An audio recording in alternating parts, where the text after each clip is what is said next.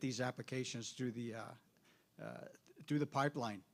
But the other thing that was mentioned was how these illegal aliens or immigrants are abused. I can give you testimonials, but one thing that wasn't mentioned is some of these immigrants are actually killed and their organs are harvested so they can sell their organs in the black market. So can you imagine that? That ought to incense everybody in this room, okay? Two anecdotals. I was in Virginia. The cleaners that we used to take our clothes to, the young lady that was running the business, she was an employee.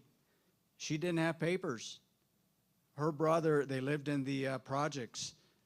Her brother was basically bullied into joining the El Salvadorian gang MS-13. He resisted until they told him, if you don't join us, we're going to hurt your sister, your siblings, and we're going to hurt your mom. We know where you live. My wife is a retired school teacher teaching in Fairfax public schools. She had a student, 7th grader, straight A student, star soccer player for the school. When he became an 8th grader, all of a sudden he started failing all his classes and he dropped off the soccer team. Reason he gave? Same reason. MS-13 pressured him into joining the gang or else they were going to harm his family. So the bottom line, I'll finish with this. A lot of these illegal immigrants that are coming into our country, they don't assimilate. They're disenfranchised. Another gentleman I talked to worked for, and that's it. And the sad thing about this is the Latinos abuse their very own Latino race. You would think they'd take good care of them, but no, they work them like slaves. They work them for 2 weeks, and then payday comes, and they go, no hay dinero. Me trabajas otra quinsemana. So they come back in 2 weeks. They work 2 weeks. Now they've gone a month unpaid. And a couple of gentlemen that I talked to finally said, after 6 weeks, they said, forget it. And they leave. And you ask them, well, why don't you report them to the authorities? I don't have papers, so I'm afraid to get deported. That's how they get victimized, by the way. That was made there, and that, you know, last year there were 2.2 million, million with an M, apprehensions at the southwest border. That was FY 2022. That's the highest in history, 25% higher than the previous record, which was set the year before, 1.66 million. And yet, Joe Biden is asking Congress in his FY 2024 budget to cut immigration detention by 25%. Right now, the United States government spends $1.4 million per day on detention funding it doesn't use.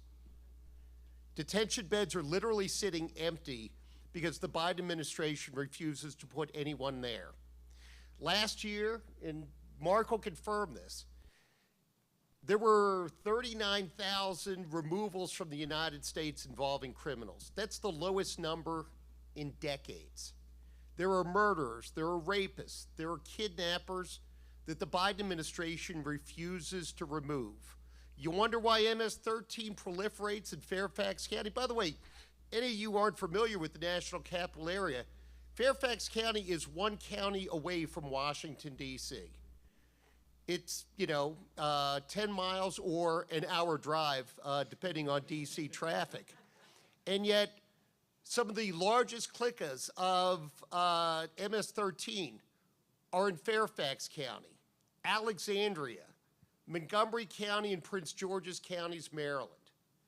They proliferate there because the population isn't like you. They don't believe in their community. They're not tied together. They don't even know their neighbors. They have no idea who they are.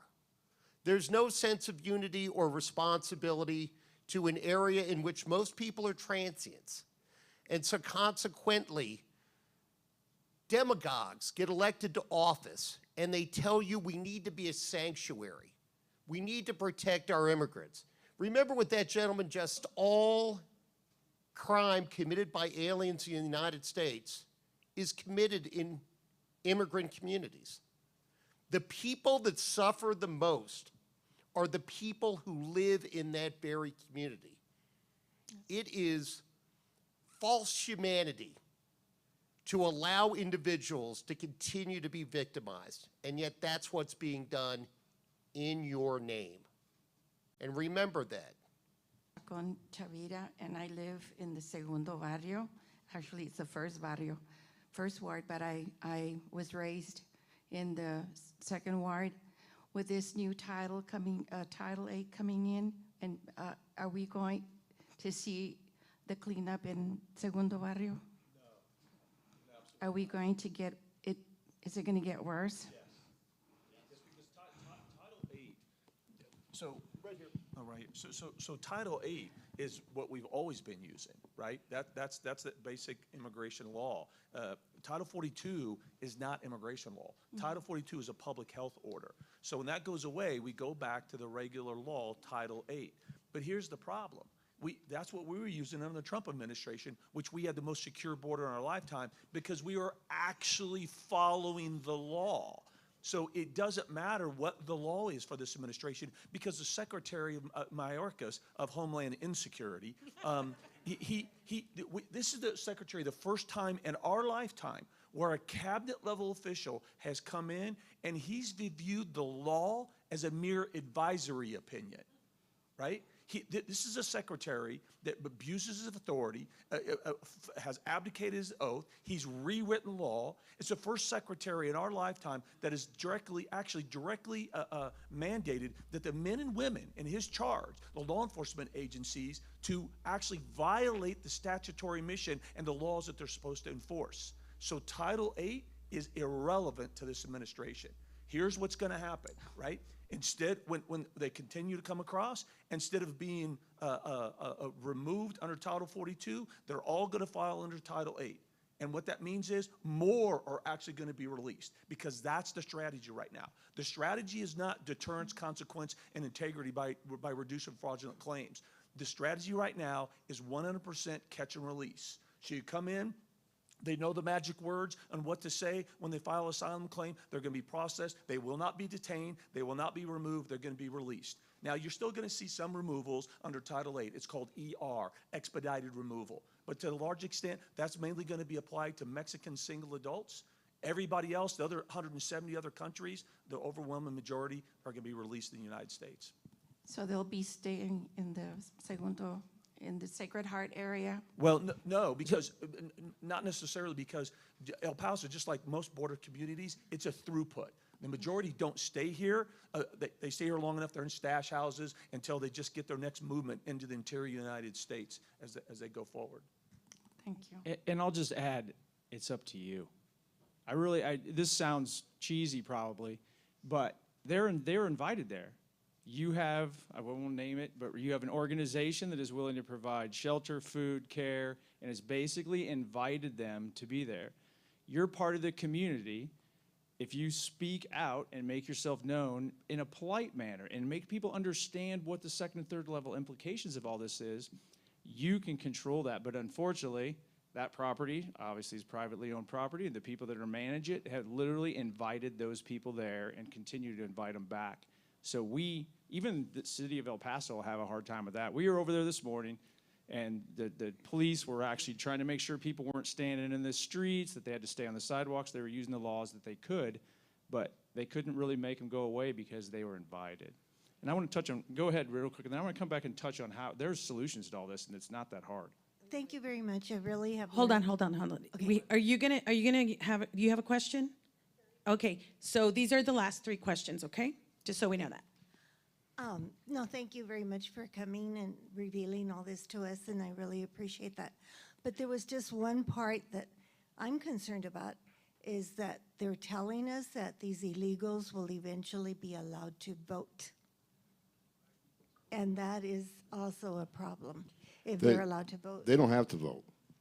I mean, that's her belief, they're future Democratic voters, but when Joe Biden signed 90 executive orders killing everything we did, he also returned the Trump census rule. So these millions of people now are heading to sanctuary cities across the country will be counted in the next census. So when they proportionate seats in Congress, that's going to result in more seats in the House for the Democrats. They sold this country out for what they perceive as political power. It's almost treasonous. So I want to just add to the voting. If you'll recall what happened under COVID, we changed from a voting day to a voting season. In Virginia today, we have a voting season of 45 days. I have a young lady that works for me now. This is all legal, by the way, because I've followed the law. She's living with us because she's partnering with my daughter. I said, go vote, because in Virginia, you can register and vote on the same day as long as you can show that you're living in a particular place. And in our case, she was. But imagine the number of people that can come in that don't have to prove exactly where they vote. We're talking about harvesting ballots, and I don't know what the laws are here in Texas, but we used to be the example for fair and free elections. I've observed elections in Mexico. We had the thumb, turning purple. I did 2 in Venezuela. When Chavez got elected, they were clean. We knew the answer to who won by 10 o'clock that night.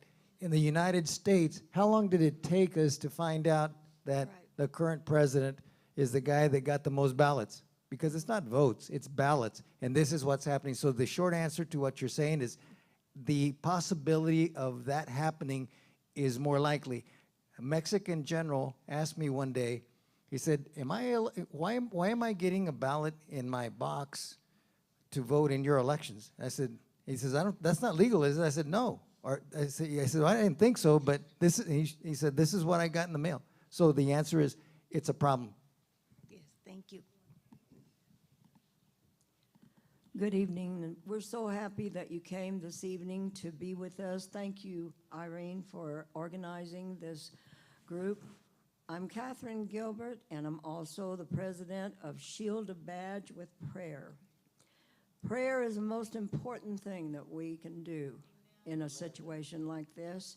I've lived long enough to see many, many things happen. It breaks my heart to hear about the children. The children are always in the way, seems like. They're always being hurt and criminalized. The thing I want to say this evening is that the Bible says to speak to the mountain. This is a mountain that we're having to try to deal with in this nation, in this city. I've lived in El Paso all of my entire life. I've never lived anyplace else. I love this city. It is my home. I raised my children here. My mother and dad came here in 1932. They also lived here all of their entire lives. We are to pray like we have never prayed before in our entire lives. This is a situation that we have never dealt with or had to have to deal with it. So words are powerful. Words are very powerful. The most powerful thing we can do is pray.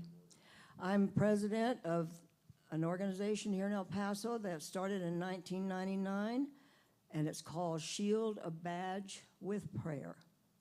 We pray for our first responders every day.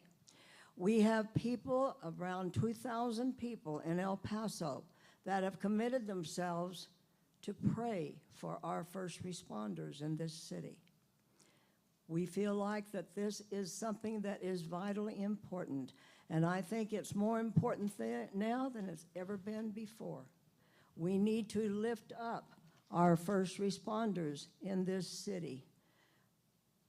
We have a board of directors, and we have a retired policeman. We have a retired CIA, ICE. We have a retired FBI man. We have a current fireman that is a board member. We have three retires, border patrols.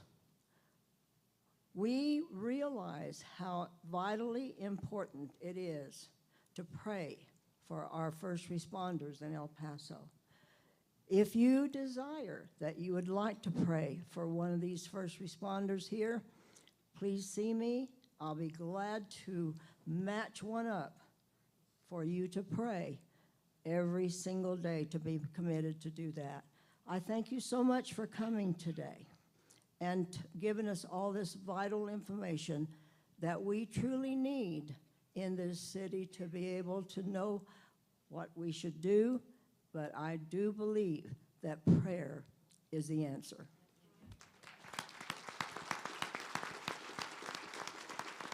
First of all, amen to that. And ma'am, you talked about the children.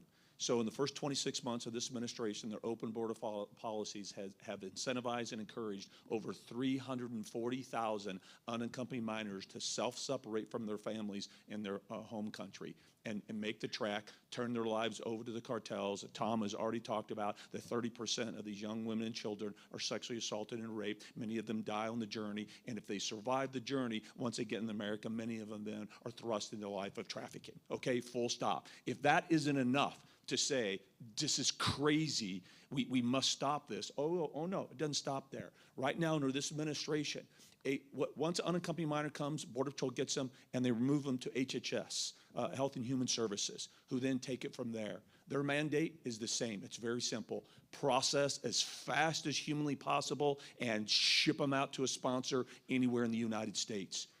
Here's what they don't do. They're not vetting these sponsors. 340,000. Do you think they've done 340,000 home visits? No. Do you think they know the home environment that they're pushing these unaccompanied minors to? No. Here's another. This administration has admitted they have lost track of 85,000 unaccompanied minors that have come across the border. Think about, let that sink in. 85,000, they have no idea where they're at. Well, guess what we do? They're working in slaughterhouses doing, entrails, right? I mean, we know they're thrust into a life of trafficking. It's unbelievable. Here's how it goes. A sponsor says, I'll sponsor a kid. They run a basic NCIC check in the United States to see if they have an active warrant or conviction. If not, no problem. They could be here illegally. They could be a known gang member. I mean, the list goes on and on. They have no idea. You know what HSS calls follow-up? 30 days after they release them to a sponsor, they make a phone call. A phone call. And they have no idea who's picking up the phone, right? It could be their uncle. It could be a fellow gang member living in the house. I mean, the list goes on and on. So again, we talk about this. Our compassion has been hijacked. You're being lied to. The most inhumane thing that we can do for the most vulnerable is to have open borders that will encourage them to self-separate, put their lives in the hands of the cartels, and open up a life of tragedy. And we talked about the gang members. In the FBI, I supervised an MS-13 gang task force in southern Los Angeles. MS-13's motto is rape, control, and kill, right? And right now, if you come in as a minor, the average age of minors coming in right now are 15 to 17. Guess what the perfect recruitment age for gangs are? 15 to 17. The 15-year-olds and 16, 17-year-olds that come in, they don't speak the language, they have no job skill, they have no familiar connection, and they have no means of financial support. They make prime gang recruitment targets. And it's happening every day, all day long. Again, our compassion and misguided. The most humane thing is to de-incentivize illegal immigration and secure our borders.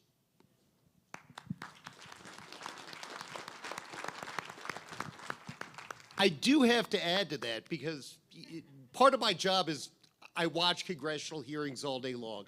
The Biden administration set a woman up to talk about what a great job they do keeping track of the kids. They only lose 19% of the children that they release. She was so proud of the fact they have an 81% success rate. Almost 1 out of 5 cases, they just lose. Let that sink in and remember what Mark said, 85,000 children. If you were to take all the unaccompanied alien children, and I will make this short because it's getting late, and put them all together in one school district, it would be the 6th largest school district in America. If I told you that in the 6th largest school district of America, we could only locate 81% of the kids, but we're doing great, you would laugh. If I were to tell you that in the 6th largest school district in America, a significant number of the kids had been raped and physically abused, there would be congressional hearings from now until Christmas, and then they'd pick up again on the 26th and start over again. And yet the American people allow this to happen. It's shocking. Absolutely shocking.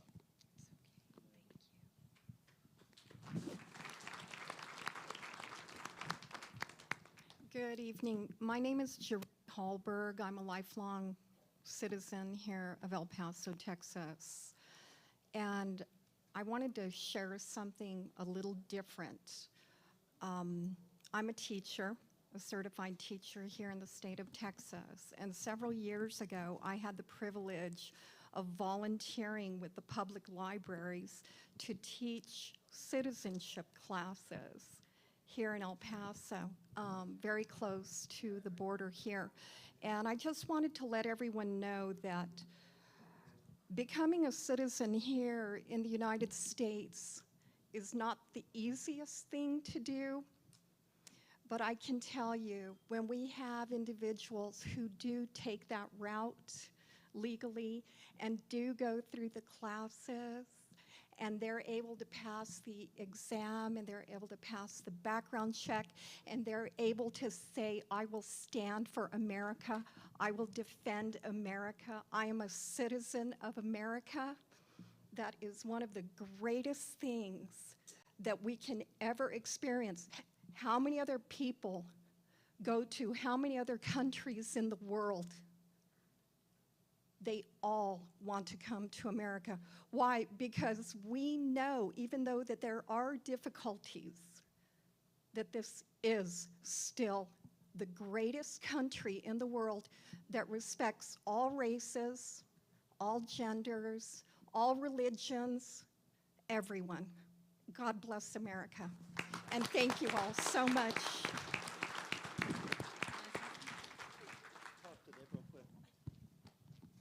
And again, I promise I'll keep it short because it's late, although I can't. But anyway, if you've never been to a naturalization ceremony, go. Yes. Go. Because if you want to see people who love America, people who want to become part of this country, go. I was a government employee. I got every other Friday off. It's part of the great perks of the job. And I would spend that every other Friday off going down to Baltimore, and I would swear in new citizens because it's the greatest experience you could have. Longest oath, my arm would get tired holding it up like this, talking about princes and potentates. But if you've never been, if you want to see the future of America and the best of America, and you want to know what you can do to make your country better, go, because it's going to give you that strength that you need to push through to get done what you need to get done.